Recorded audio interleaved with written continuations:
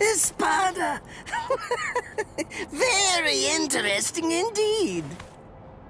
Hueco Mundo is truly a treasure trove. And just who are... No, never mind. I don't need to know. You're just a couple of meaningless insects for me to crush into nothingness. Your names aren't important in the least. Is that so? Well, actually, come to think of it, I do need to know what your name is. And why is that? What? Why? Do you really not understand? Isn't it completely obvious? I need to know what to put on the label of the specimen jar that I put you in. Oh.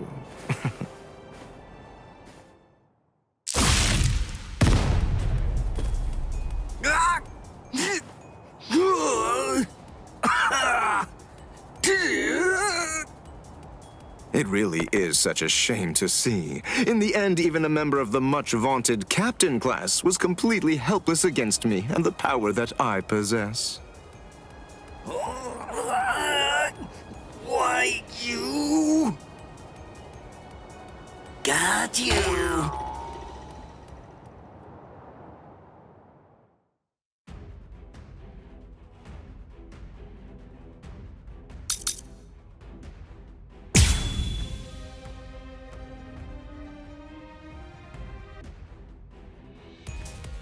What's this? How can this be? You're actually able to stand up? Oh, give it a rest already. I've grown tired of that trick. Just before I left to come here, I replaced all of my tendons and organs with fake ones. No. It's not possible. It hasn't even been an hour since I fought against the Quincy. It's inconceivable that you could have done so much in such a short amount of time. But I did. That's why I'm here. I had the time. No. Strike back. Don't push your luck.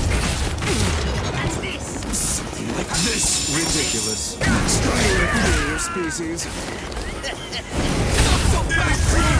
How about this then?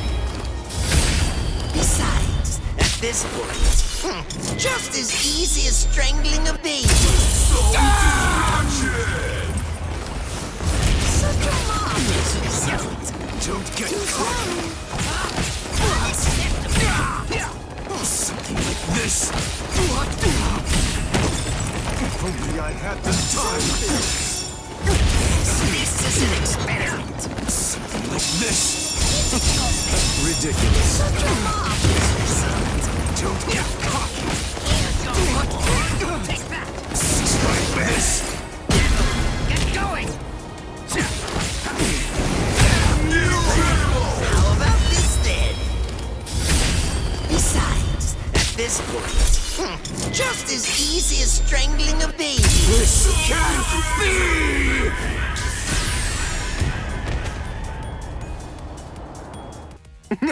You let your guard down, Captain. Your caution didn't extend to your subordinates' feet.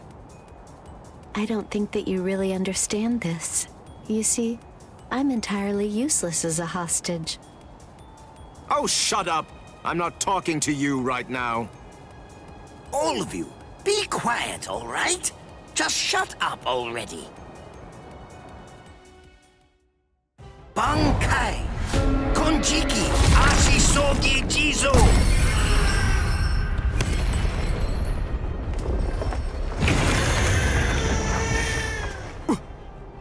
What in the world is that? Where did it come? Is that a gas produced by some deadly bacterium? No. I just have to neutralize it, that's all. If only I had more time, I could easily... Damn! Damn! Damn! Damn! Damn! No!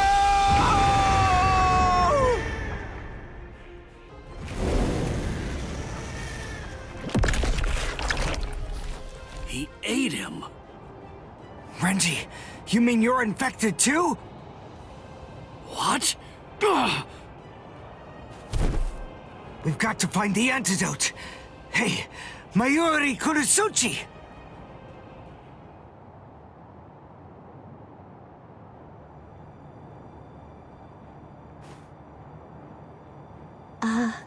Lord Mayuri?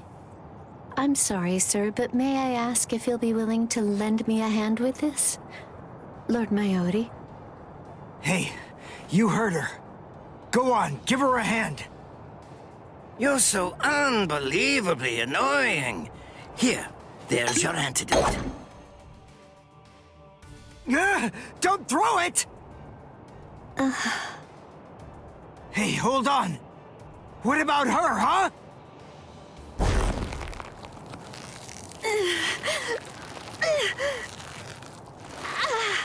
Hey, something's not right. Hey, Mayuri Kurosuchi, get that tentacle off her. Did you think you'd manage to kill me? That voice. Sayalaparo! Let me tell you about one of the most important and brilliant aspects of La Lucuriosa. I'm speaking, of course, about its incredibly impressive technique. It's called Gabrielle. It gives me the ability to implant myself in my enemies. Entering the body of my unfortunate opponent by going through the belly button, I lay an egg inside of them, leaving it nestled amid the internal organs, preparing to gestate. Master... Mayuri... It grows quickly, getting nourishment by feeding on its host, eventually causing her death, and summoning forth my own rebirth. Well then, I believe that we should begin by introducing ourselves to each other again, Mayuri Kurosuchi. Oh. By going through the process of implanting myself in my enemy, I am able to be reborn. Do you get it? What I'm talking about is immortality and perfection. It's not about avoiding death. It's about death being subverted into becoming a pathway to continued life. In case you aren't fully grasping this, death is not the end for me. Even if you are somehow able to kill me, I will simply be reborn again. The fact is, there is no feasible way that you can kill me. It's patently impossible for you to win if you're facing off against me, Mayuri Kurosuchi.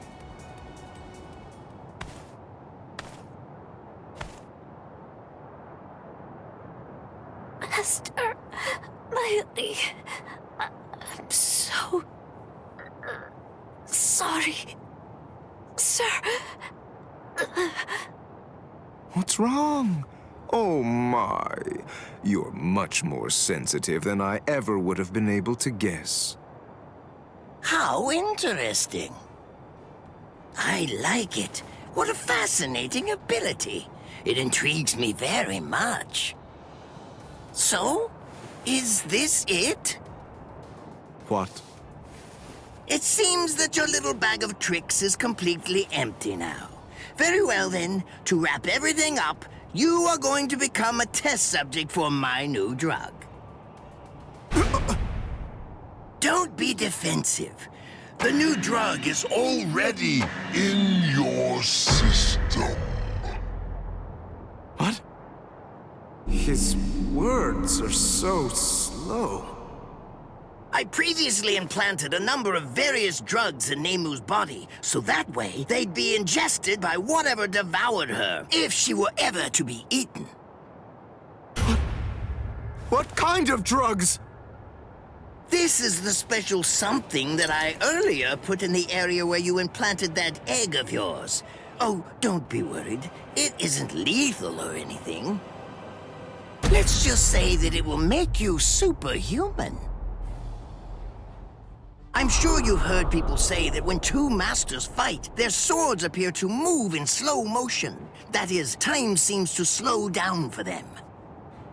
It's a rare and extraordinary phenomenon that occurs when the senses are sharpened to their highest degree. this drug induces a similar effect. It allows anyone who utilizes it to experience that very same but otherwise uncommon sensation. What is this? What's happening? He's talking so slowly, I can't even make out what he's saying.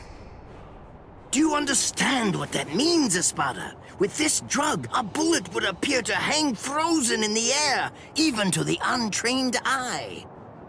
Since you've been transformed into a superhuman being, my normal movements must appear to be so slow and lethargic, almost boring. Now,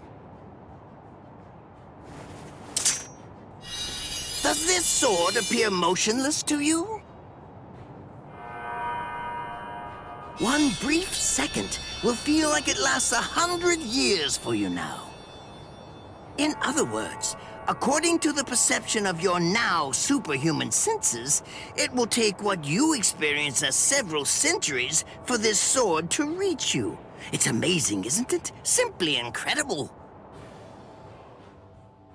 You can attempt to stop it with your hand, but you won't feel the sensation of the blade penetrating the flesh of your palm for 100 years or more. I am more than happy to explain all of this to you, but who knows when my words will actually reach you? Then again, there's really no need to rush. Savor the sensation of my blade entering your heart over the course of an entire century, while your bodily fluids slowly turn to dust. Well then, that's that. I hope you enjoy the next 100 years of misery. A perfect life form.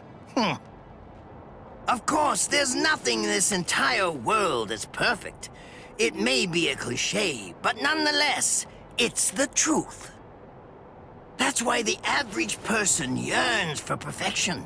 But then, is perfection really something to be desired or sought out? I think not. It's something empty, stagnant. Frankly, I abhor perfection. Perfection is a dead end. It leaves no room for invention or improvement, nor does it do anything to foster wisdom or encourage the growth of talent.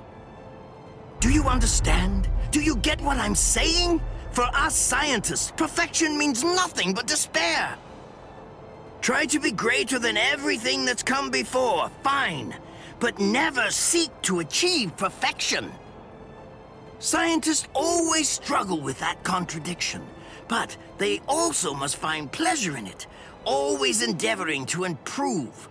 In other words, the moment that you mentioned perfection is the moment that everything turned for you. By broaching the subject, you'd already lost to me. That is, if you really are someone worthy of being called a scientist.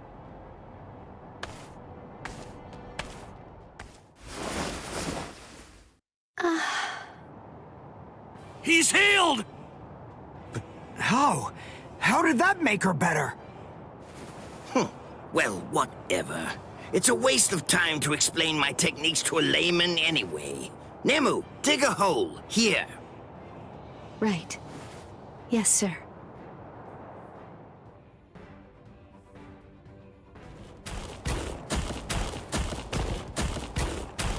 Hold on. A door in the middle of all that rubble. I don't get it. How did that ever survive? It's not so surprising. When scientists set about constructing a laboratory, we always build one room that's sturdier than all the others. What we treasure most are those things we've crawled to the very edge of the world to collect. This is the room where we store specimens. Whoa. Now, behold.